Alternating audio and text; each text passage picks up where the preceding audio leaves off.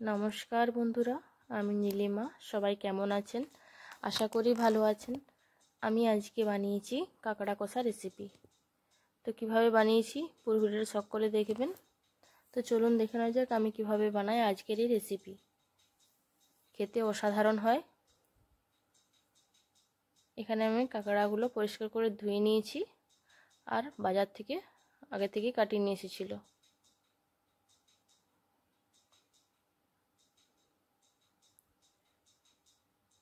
আমি প্রথমবার কাঁকড়া রান্না করব। এখানে গ্যাস জ্বালিয়ে নিয়েছি, কড়াই বসিয়ে দিয়েছি।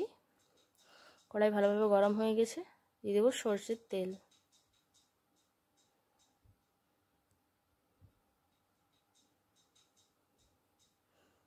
তেলের গরম হয়ে গেছে, কাঁকড়াগুলো তেলের মধ্যে দিয়ে দিলাম।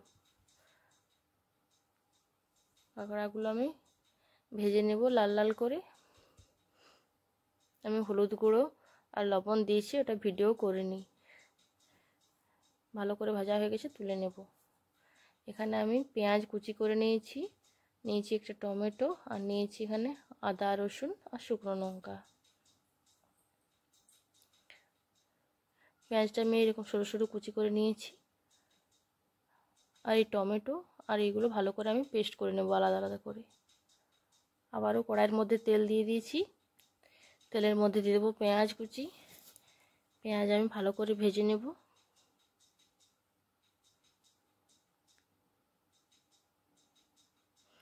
আমি প্রথমবার রান্না করলাম কাঁকড়া, কিন্তু খেতে ভালো হয়েছিল।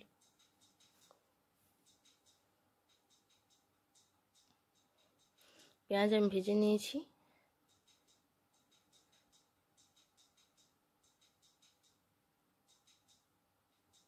এরপর আমি দিয়ে দেব আদা রসুন আর শুকনো লঙ্কার পেস্ট। এখানে আমি আর গুঁড়ো লঙ্কা দেব না।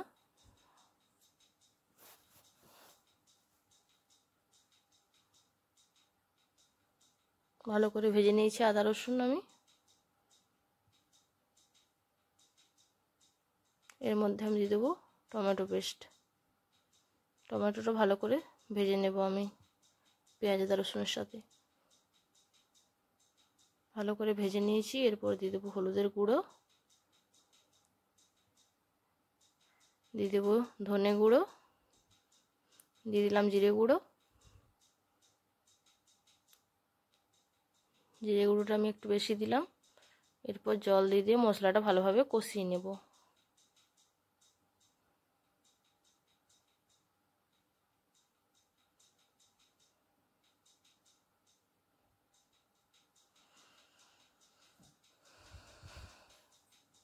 মশলাটা আমি ভালো করে কষিয়ে নিয়েছি।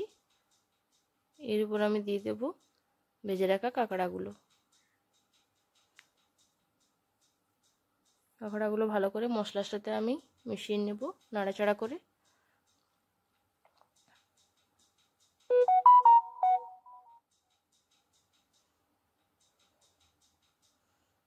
কাঁকড়াগুলো ভালো করে মিশিয়ে নিলাম মশলার সাথে আমি।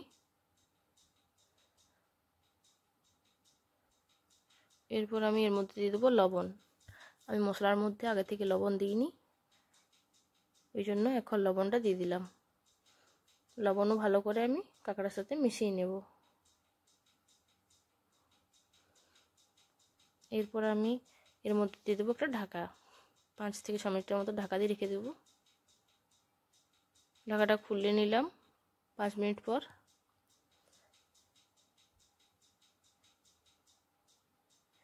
এই দেখুন একটু জল ছেড়েছে কাঁকড়ার মধ্যে। আমি কিন্তু কোনো রকম জল দিইনি, ঢাকা দিয়েছিলাম বলে জল বেরিয়েছে। এর মধ্যে আমি দিয়ে দিলাম গরম মশলার গুঁড়ো। গরম মশলা দিয়ে আবারও ভালোভাবে নাড়াচাড়া করে নেব কাঁকড়ার।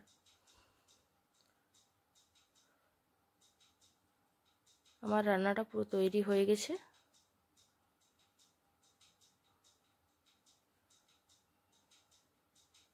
এরপর আমি গ্যাসটা অফ করে দেব, দিয়ে ঢেলে নিয়ে দেখাচ্ছি একটা প্লেটের মধ্যে। এই দেখুন বন্ধুরা, আমি ঢেলে নিয়েছি একটা প্লেটের মধ্যে। তো কেমন হয়েছে আমার আজকের এই রেসিপি অবশ্যই কমেন্টের মাধ্যমে জানাবেন। সবাই ভালো থাকবেন, সুস্থ থাকবেন। আজকের মতো বাই বন্ধুরা, আবারও দেখা হবে একটা অন্য রেসিপির সাথে।